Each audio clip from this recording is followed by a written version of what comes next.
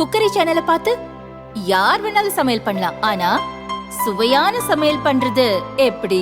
நான் இதயம் நல்லெண்ணெயில சமையல் பண்றேன். ஆஹா ஓஹோன்னு பாராட்டுறாங்க. நீங்களும் இதயம் நல்லெண்ணெயில சமையல் பண்ணுங்க, பாராட்ட வாங்குங்க. தினம் தோறும் வாங்குவே இதயம் இதயம். மின்கட்டண உயர்வை கண்டித்தும் ரேஷனில் பருப்பு உள்ளிட்ட பொருட்களை வழங்க கோரியும் அதிமுக சார்பில் விருதுநகரில் ஆர்ப்பாட்டம் நடைபெற்றது. முன்னாள் அமைச்சர் ராஜேந்திர பாலாஜி தலைமையில் 500க்கும் மேற்பட்டோர் ஆர்ப்பாட்டத்தில் ஈடுபட்டனர். இன்னைக்கு நெசவுத்தொழில் போச்சு, நூற்பாலைகள் போச்சு, ராஜபாளைய நூற்பாலையை பூரா விற்கிறாங்க, மூடுறாங்க, பிளாட் போடுறாங்க. அருப்புக்கோட்டை நூற்பாலை பூரா மூடுறாங்க.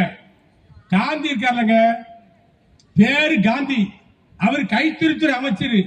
அவரு சேலை நெய்வதற்காக அருப்போடுக்காரண்டியும் சிறுத்தூர்காரண்டியும் 5 கோடி ரூபாய் இருக்கிறாராம். ஏன் நீ பேரை மாத்து, 1 ரூபாய கேட்காத, இல்ல காந்தியடி பேரை வச்சுக்கிட்டு லஞ்சம் கேட்காத. இதெல்லாம் என்ன அர்த்தம்? இது என்ன அர்த்தம்? காந்தியடி பேரை வச்சுக்கிட்டு ஒரு அமைச்சரை வச்சுக்கிட்டு எங்க இங்க இருக்க கூட்டு சங்க தலைவர் என்னன்னு சொல்றாங்க, நாங்க எங்கேயா 5 கோடி கேட்டா, இல்லன்னா சேலைய கைத்தறியில வாங்க நெய்யறதே கிடையாது.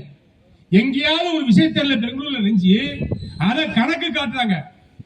80 ரூபாய்க்கு நெய்யிற சேலைய 30 ரூபாய்க்கு அங்க நெஞ்சு கொடுக்குறான். அப்ப யாரு வயிற்றுல அடிக்கிறாங்க? இந்த அரசாங்கம். கைத்தறி நெசவாளர்களுடைய வயிற்றுல அடிக்கிற அரசாங்கம் இந்த அரசாங்கம். உண்டா இல்லையா? நான் அமைச்சரா இருக்கின்ற பொழுது, எடப்பாடியார் முதலமைச்சர் இருக்கின்ற பொழுது, கைத்தறி அமைச்சர் ஓஎஸ் இருக்கின்ற பொழுது, கைத்தறி நெசவாளர்களுக்கான பிரச்சனை வருகின்ற பொழுது அவர்கள் எல்லாம் அழைத்து சென்று முதலமைச்சரிடத்தில் பேசி அதற்கு தீர்வு கண்டோம்.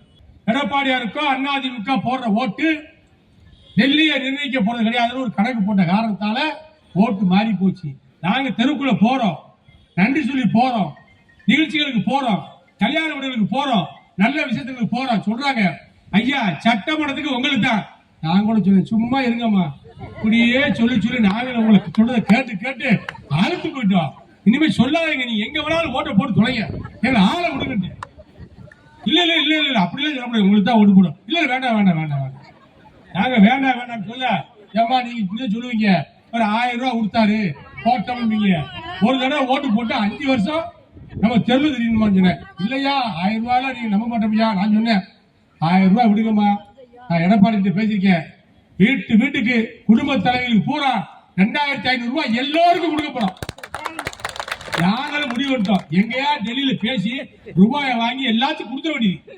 மக்கள் சாப்பிடட்டும், சுபிச்சமா இருக்கட்டும், அதிமுக ஓட்டு போடட்டும், ரெட்டலைக்கு வாக்கு போடட்டும், அதிமுக ஆட்சி வளரட்டும், உங்களுக்கான ஆட்சி.